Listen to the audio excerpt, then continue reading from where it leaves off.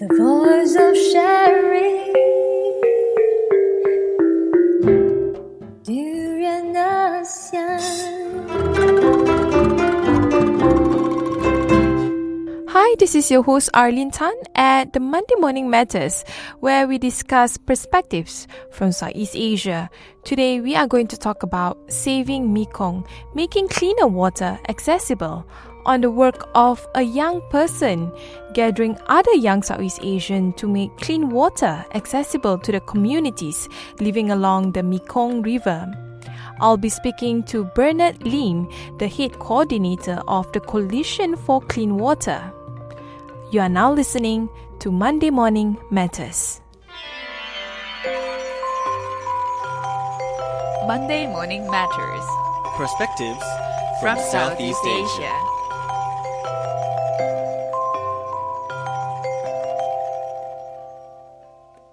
Hi, welcome back. This is Arlene. You are still with me. And also our guest today, Bernard Lim from the Coalition for Clean Water. And he is here, part of a project to make the Mekong River accessible and clean for the villages there. So regarding on your project on Coalition for Clean Water, and you explained a lot about the rainwater harvesting, water tanks, and how you're going to implement it, and the partners and the volunteers that will be putting in their efforts in. But what is your long-term and short-term goals for the project? What do you foresee?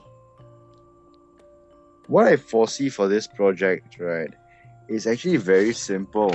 I know this may sound very sentimental, but I really wish to unite all the youth of Southeast Asia together in this project. Because I do know that the ASEAN Economic Community has been founded in 2015, and I do know that all the countries in Southeast Asia are becoming closer together. That is why we should definitely work on this project together, along with the other youth of Southeast Asia. I know I'm Singaporean, but that doesn't mean I shouldn't help my fellow compatriots, my fellow ASEAN citizens located in Thailand, for example, or Philippines, for example. So I think we should build a pan-ASEAN spirit together by working on projects that actually exemplify the spirit of ASEAN and that can unite us mentally, physically, and spiritually. Mm-hmm. Yeah. And that's your long-term goal. That's my long-term goal, definitely. But one of my long-term goals, that is. But in the short-term goal, in the short term, for this project, practically speaking, I would want it to start in North Vietnam first, where the rainfall is is reduced during the dry season.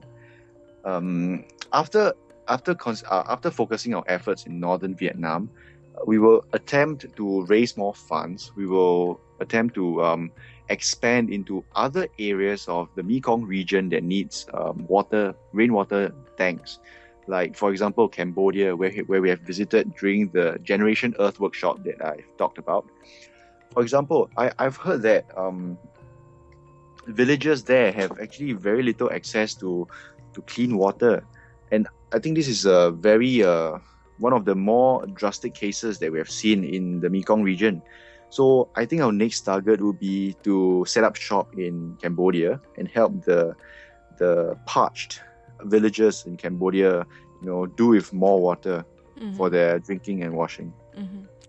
What are the other issues that are threatening the communities and the environment situated along the Mekong River? Based on your research and observation? I have observed, not just me, of course, but I think many people in this region have observed that poverty is a very big issue in this region. Look at Thailand. There's 2% poverty, and then in Laos, in neighboring Laos, there's 44% poverty. I think that there has to be a solution for this. We can definitely work a solution out, but it can only be possible if governments, civil societies, charities, and businesses work together. I don't think there is a one-size-fits-all solution for all ASEAN countries, but I think we can definitely work together to resolve these issues. Next, um, I was thinking hydropower, for example. The Mekong region is actually a potential source, of electricity.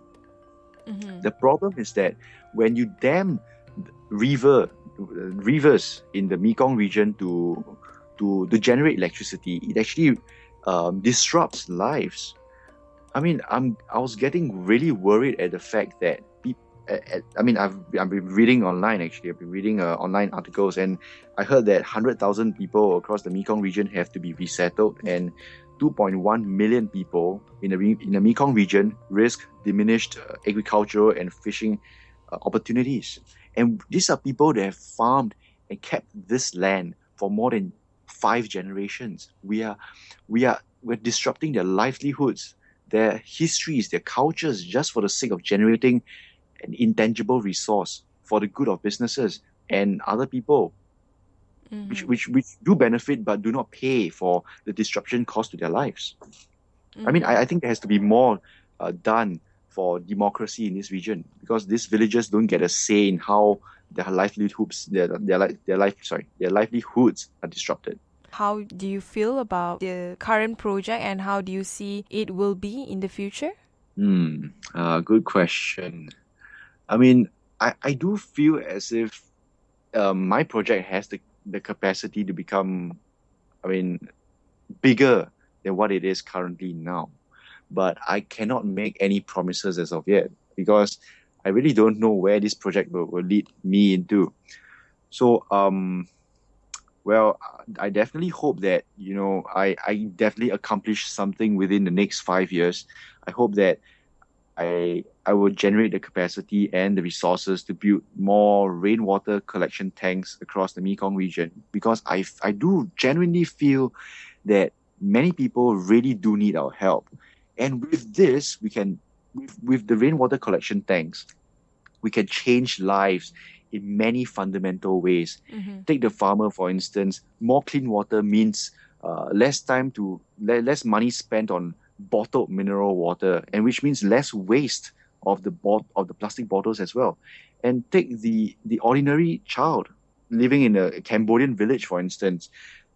He will have access to fresh water, which will actually help in his development and growth.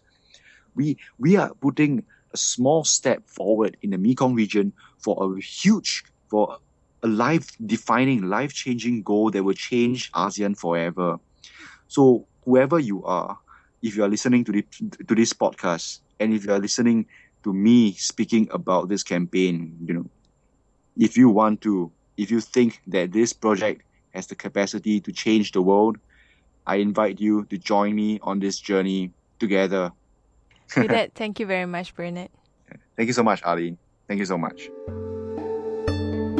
You're now listening to Durian ASEAN, the voice of discovery and sharing.